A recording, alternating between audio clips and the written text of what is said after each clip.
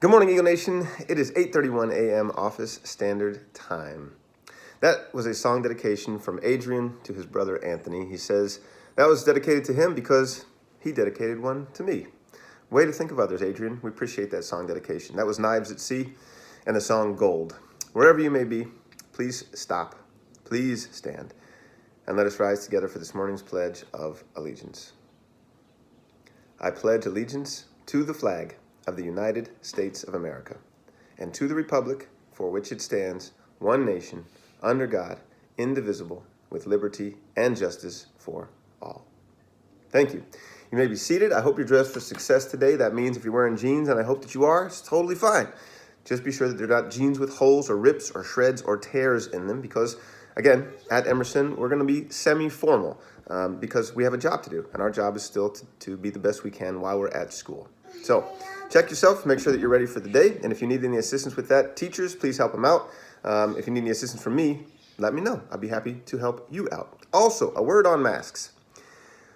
While we know they're uncomfortable, we are still required to wear them because it's in the name of safety for you and everybody else. It's not just about you, and it's not about everybody else. It's about you and everybody else. You're really important to us, and so is everybody else. So, to demonstrate that, it's important that everybody, students, teachers, staff, anybody on campus, maintains your mask on at all times, unless you're taking a quick sip of water, or it's breakfast time, or lunchtime.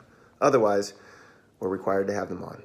It will help us get through this together. Please be sure to do your part. And if you don't have a mask, let your teacher, or actually let us know at the front gates. We'll get you one before you ever enter the campus. Thank you for that. It's Wordplay Wednesday today on the 31st of March. It's the last day of the month. Tomorrow is another holiday. You already know what it is.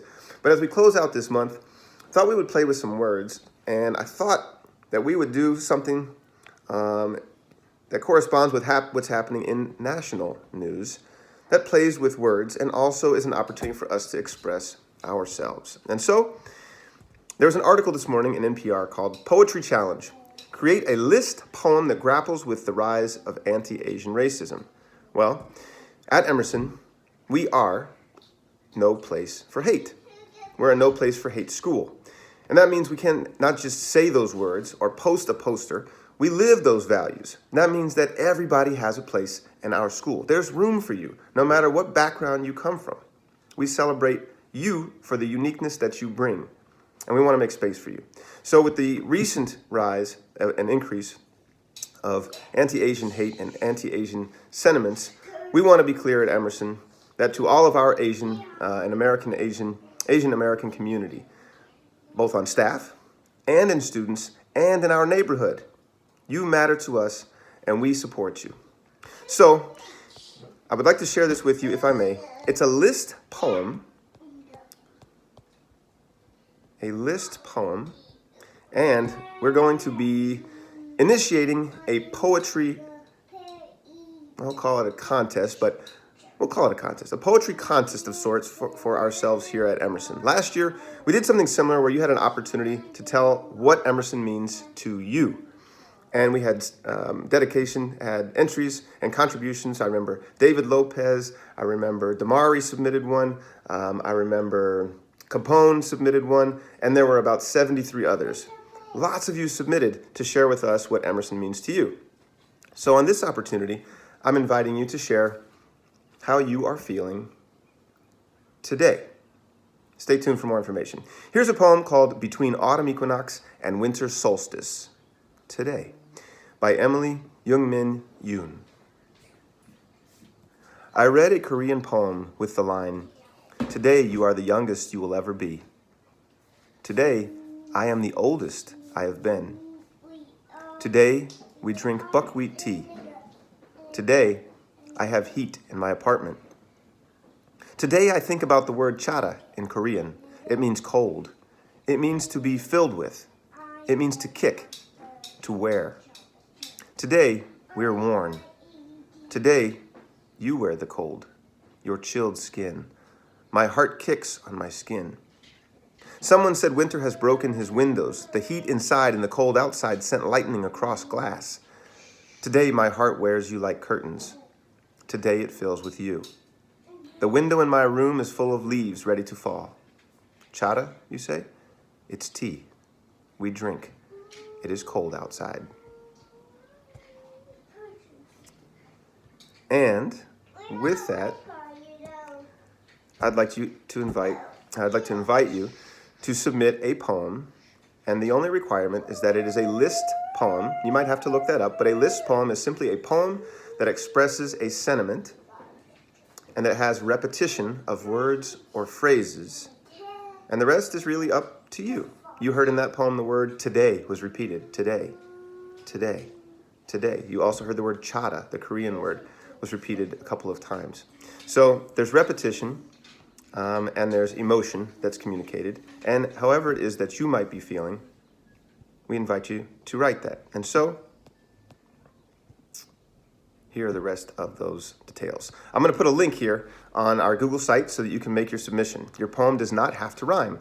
It just needs to have an ordered list with details that show your state of mind. That means how you're feeling. And must begin with the word today. Share your poem through the form below. And then I'll take lines from some of your pieces and create a community crowdsourced poem. NPR is doing the same thing with Kwame Alexander on a national scale. We'll do the same thing on a local scale. Perhaps you've heard the saying, think globally and act locally. So let's. Submissions are due by Friday, April the 9th. We'll give you a little over a week and a half. Friday, April 9th, by noon on that day, submit yours at the link below by completing all the information in that form. And again, we'll create a crowdsourced poem that will use portions of your poem. You will retain the rights to your poem. You will be credited for the excerpts taken from your poem, but we'll create something new that compiles and crowdsources a variety of excerpts from how you are feeling today. And in this way, we will let all of you know that we support all of you, all of our community, and that Emerson is again no place for hate. That's it for Wordplay Wednesday. We'll return to our idioms next week. Let's end with some words of wisdom so you can get to the business of teaching and learning. Today is on the topic of goals and dreams. In the story The Wizard of Oz, Dorothy falls asleep during a terrible storm. She wakes up in the land of the Munchkins. Everyone there is very kind and happy to see her, but Dorothy has only one goal. She wants to get back to Kansas. First, Dorothy has to travel the yellow brick road all the way to the city of emeralds. Her journey is fun at times and difficult at others. Sometimes, if you've seen it, it's even scary. That's the way it is in real life, don't you think? Sometimes it's fun, sometimes it's hard, sometimes it's scary.